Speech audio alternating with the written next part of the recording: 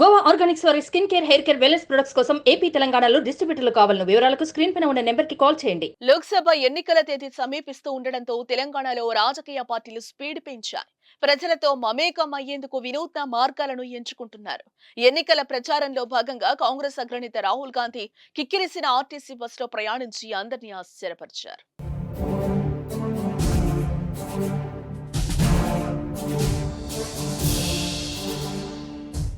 మల్కాజ్గిరి లోక్సభ నియోజకవర్గంలోని సరూర్ నగర్ లో కాంగ్రెస్ నిర్వహించిన జనజాతర సభకు రాహుల్ గాంధీ హాజరయ్యారు.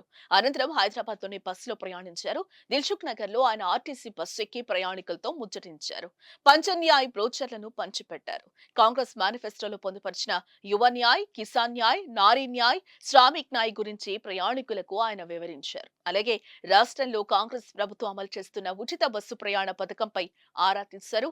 ఇప్పటి వరకు అమలు చేసిన పథకాల తీరు ఎలా ఉన్నాయని రాహుల్ మహిళలను అడిగి తెలుసుకున్నారు.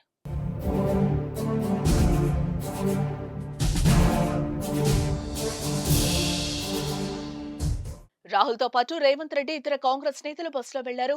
సుమారు గంట పాటు బస్సులోనే ఉన్నారు. బస్సులో రాహుల్ ను చూడగానే ప్రయాణికులు షాక్ అయ్యారు. ఆయనతో ఫోటోలు దిగేందుకు పోటీ పడ్డారు. సుమారు గంట సేపు ఆయన బస్సులో ప్రయాణించారు. దీనికి సంబంధించిన దృశ్యాలు సోషల్ మీడియాలో వైరల్ అవుతున్నాయి.